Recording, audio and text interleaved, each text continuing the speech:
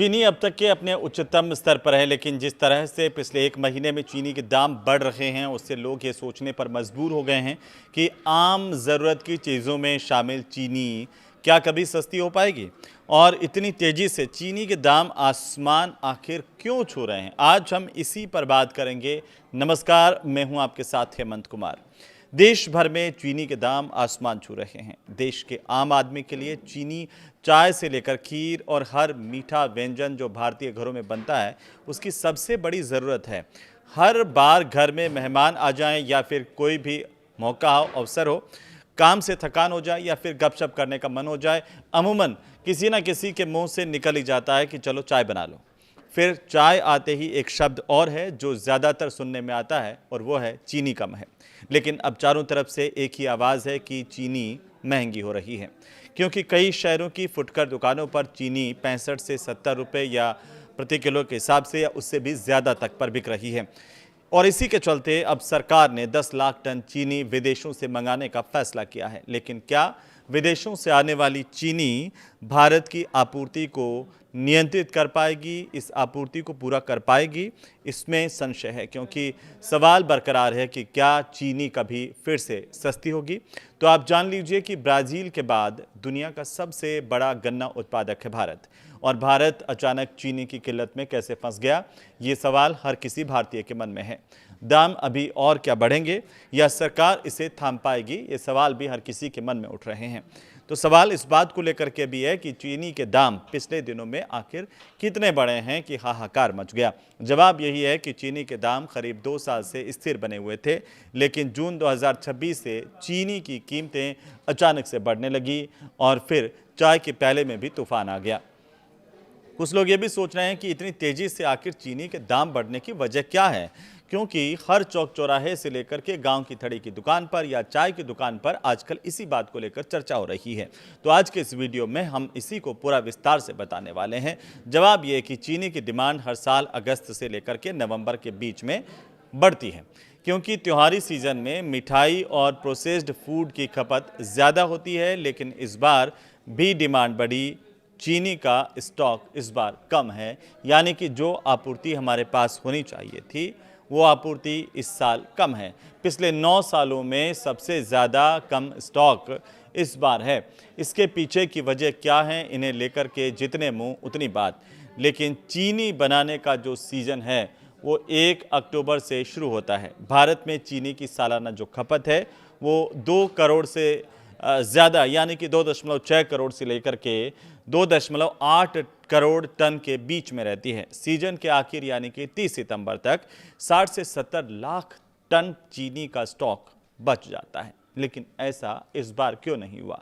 इसके पीछे की वजह यह है कि इस बार हमारी सरकार की तरफ से निर्यात को खोल दिया गया। यानी कि क्या सरकार को इस बात का अंदेशा था कि इस बार चीनी का उत्पादन कम हो रहा है, खपत ज़्यादा है, लेकिन इसके बावजूद कुछ लोग ये सवाल उठा रहे हैं कि इसके बावजूद निर्यात क्यों खोला गया। न्यूज़ एजेंसियों की रिपोर्ट के मुताबिक इस बार 1 अक्टूबर को नया उत्पादन शुरू होने तक चीनी मिलों के पास अनुमानित सिर्फ 35 लाख टन चीनी का स्टॉक बचा होगा। ये 3 दशकों में सबसे कम है। पिछले साल 2025-26 में ये स्टॉक 47 लाख टन का था। लेकिन अब कई लोग ये पूछ रहे हैं कि चीनी का स्टॉक इतना कम हो कैसे गया, इसके पीछे की वजह क्या रही। तो 4 बड़ी वजह जो मार्केट के एक्सपर्ट से लगा करके जो विश्लेषक हैं वो बताते हैं कि पहली बड़ी बात है कि मौसम ख़राब हुआ, जिससे गन्ने से चीनी इस बार कम बनी। National federation of cooperative sugar factories limited यानी कि NFCSF की तरफ से चीनी मिलों की अगुवाई करने वाली संस्था ये मानी जाती है। NFCSF की ओर से पिछले साल बताया जा रहा है कि पिछले साल ज़्यादा बारिश की वजह से गन्ने की फसलों को नुकसान हुआ। इससे शुगर रिकवरी रेट यानी कि 100 किलो गन्ने से बनने वाली चीनी का परसेंटेज 12 किलो से नीचे आ गया। इससे कुल चीनी का प्रोडक्शन जो करीब 3 करोड़ टन रहा, जबकि इसके 3.2 करोड़ टन रहने का अनुमान था, 0.2% कम हुआ।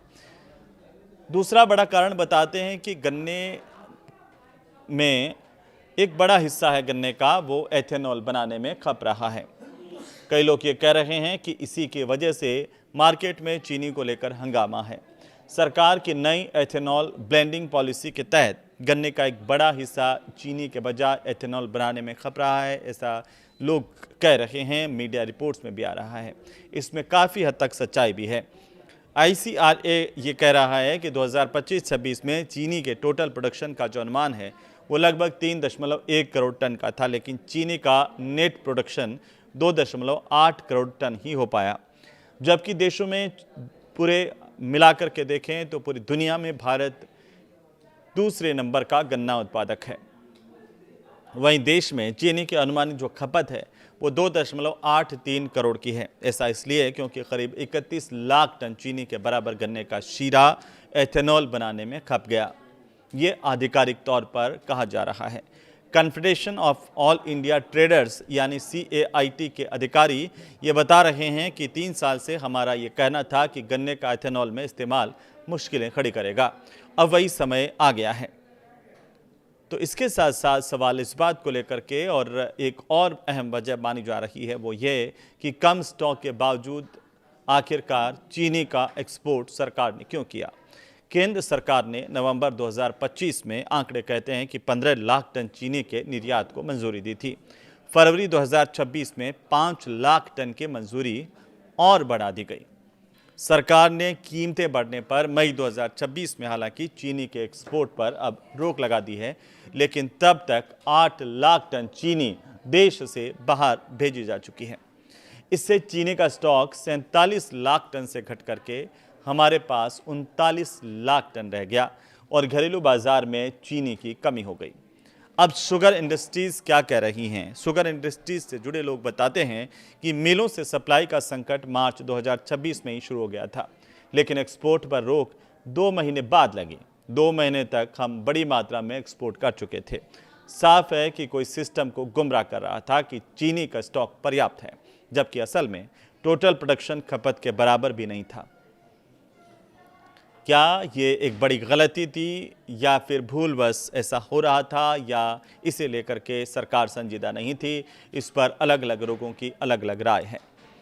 तो साथ ही चौथा जो सबसे बड़ा कारण है चीनी की कमी का, वो ये माना जा रहा है कि त्योहारी सीजन जब भी आता है तो जमाखोर सक्रिय हो जाते हैं। चाहे गणेश चतुर्थी हो, दिवाली जैसे त्यौहार हो, या फिर अगस्त से नवंबर तक मिठाइयों के कन्फेक्शनरी की खपत बढ़ जाती है। मिठाइयाँ और कन्फेक्शनरी जो जिस तरीके से बढ़ती है, उससे भी एक बड़ा हिस्सा इसमें जाता है। मिठाई और बेवरेज वगैरह बनाने वाली कंपनियां चीनी स्टॉक करने लगती हैं। ज़्यादा डिमांड और स्टॉक कम होने के चलते दाम और ज़्यादा बढ़ जाते हैं। तो वहीं एक और सवाल सामने आता है, वो ये कि क्या आगे और दाम बढ़ सकते हैं? अब इन सब परिस्थितियों को जानने के बाद हम कह सकते हैं कि हाँ, चीनी की कीमत अभी और बढ़ सकती है। थोक व्यापारी जो कारण बता रहे हैं, इसका जो वजह बता रहे हैं वो ये है कि त्योहारी सीजन से पहले मांग में तेजी के चलते चीनी मिलें सप्लाई रोक रही हैं। मिलें स्टॉक को धीरे धीरे रिलीज कर रही हैं क्योंकि उन्हें कीमतों में और बढ़ोतरी की उम्मीद है। इंडस्ट्री से जुड़े लोग ये बताते हैं कि देश में चीनी का 6 लाख टन का मानक क्लोजिंग स्टॉक होना चाहिए। ये 3 महीने की खपत के बराबर है। हालांकि 1 अक्टूबर 2026 से शुरू होने वाले नए सीजन में ज़रूरी स्टॉक इससे कम हो सकता है। तो नवंबर में मिलें गन्ने की नई फसल की पेराई शुरू कर देंगी। इसके बाद ही सप्लाई में सुधार होगा। तब तक बाजार इसी मौजूदा स्टॉक पर ही निर्भर रहने वाला है। इससे कुछ कीमतें और बढ़ सकती है जो आपकी उम्मीदों से परे हो सकती हैं। अब इस बात को लेकर के सवाल है कि सरकार इसे कंट्रोल करने के लिए आखिर क्या कदम उठा रही है। तो इस बात का साधारण सा जवाब है जो सरकार की तरफ से बताया है कि सरकार ने 20 अगस्त 2026 को कीमतें कंट्रोल करने के लिए 4 बड़े कदम उठाए, जिनमें पहला ये कि खरीदारों के लिए स्टॉक लिमिट आदि की गई है। महीने में 10 टन से ज़्यादा चीनी इस्तेमाल करने वाले बड़े थोक खरीदार जैसे मिठाई और बेवरेज बनाने वाली कंपनियों के लिए 15 दिन की स्टॉक लिमिट तय की गई है। यानी अगर कोई थोक खरीदार चीनी की 1 क्विंटल की बोरी खरीदे तो 10 टन में 100 बोरियां होती हैं, लेकिन अब वह 1 महीने में 50 बोरी का ही स्टॉक रख सकते हैं। बड़े सप्लायर्स के लिए भी सरकार ने लिमिट तय की है, जिनमें चीनी के बड़े सप्लायर और डीलर जो खुद चीनी इस्तेमाल नहीं करते हैं वो भी अब अधिकतम 4000 क्विंटल यानी करीब 4000 बोरी से ज़्यादा स्टॉक जमा नहीं कर सकते हैं। अब आती है बात मिलों की। मिलों को बिक्री बढ़ाने के लिए सरकार की तरफ से कहा गया है, क्योंकि सरकार ने चीनी मिलों को सामान्य से 0.5 लाख यानी कि 50,000 मीट्रिक टन ज़्यादा चीनी बेचने की अनुमति दी है। यह भी कहा है कि किसी व्यापारी को चीनी बेचने के बाद 7 दिनों के भीतर चीनी की बोरियां ट्रक में लोड करके फैक्ट्री से बाहर निकल जानी चाहिए। इससे चीनी तुरंत बाजार तक पहुंचेगी और जमाखोरी से रुकेगी। हालांकि ये वक्त बताएगा कि कितनी जमाखोरी पर इससे अंकुश लगेगा, लेकिन चौथा और सबसे बड़ा कारण है 10 लाख टन चीनी इंपोर्ट को सरकार ने मंजूरी दी है। इस लिहाज से सरकारी सूत्र कह रहे हैं कि आने वाले दिनों में चीनी सप्लाई को लेकर के सामान्य स्थितियां पैदा की जाएंगी। सरकार ने 31 अक्टूबर 2026 तक के लिए 10 लाख टन कच्ची चीनी के इंपोर्ट को मंजूरी दी। इस पर कोई ड्यूटी भी नहीं लगेगी। आमतौर पर चीनी के आयात को लेकर के 100% इंपोर्ट ड्यूटी लगती है। हालांकि रिपोर्ट्स के मुताबिक 10 लाख टन चीनी इंपोर्ट करने से चीनी के थोक रेट कंट्रोल होंगे। उम्मीद कम है, क्योंकि इससे चीनी थोक में 500 रुपये प्रति क्विंटल तक ही गिर सकती है। रिपोर्ट्स ये कह रही हैं कि सरकार इस पेराई के सीजन में शीरे को एथेनॉल के बजाय पूरी तरह चीनी के प्रोडक्शन में लगाने का भी निर्देश दे सकती है।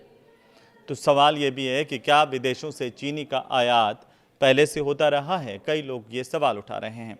जान लीजिए कि बिल्कुल नहीं, क्योंकि भारत ब्राज़ील के बाद चीनी का दूसरा सबसे बड़ा प्रोड्यूसर और साथ ही साथ एक्सपोर्टर देश है, क्योंकि सबसे ज़्यादा उत्पादन ब्राज़ील के बाद भारत करता है। 2021-22 में भारत की तरफ से रिकॉर्ड तोड़ 1.1 करोड़ टन चीनी एक्सपोर्ट की गई, लेकिन बीते कुछ सालों में यह लगातार घट रहा है। घरेलू सप्लाई पर संकट हो तो सरकार ब्राज़ील जैसे देशों से कच्ची चीनी मंगवाती है और उसे घरेलू मिलों में रिफाइन करके बाजार में उतारती है। 10 साल पहले आखिरी बार 2017 में 24 लाख टन चीनी आयात की गई थी। अब सरकार कच्ची चीनी आयात करने की कोशिश में है। नवंबर से पहले पर्याप्त मात्रा में इस तरह की चीनी मिलने की संभावनाएं बेहद कम है, क्योंकि इसका निर्यात बहुत ही कम देश करते हैं। और ऐसे में आने वाले दिनों में चीनी के दाम क्या नीचे आएंगे, ये सवाल बरकरार है। कोई ये भी कह सकता है कि क्या चीनी फिर से सामान्य रेटों पर बिकेगी, या कई लोग ये सोच रहे हैं कि क्या चीनी कभी कौड़ियों के भाव भी बिकेगी। लेकिन अभी बाजार के मुताबिक ऐसा लगता नहीं है। बाकी आप क्या सोचते हैं, आप हमें कमेंट करके ज़रूर बताइए। और चीनी को लेकर के ये एक्सप्लेनर आपको कैसा लगा? साथ ही अगर अच्छा लगे तो इसे लाइक कीजिए, शेयर कीजिए और सब तक पहुंचाइए भी। नमस्कार।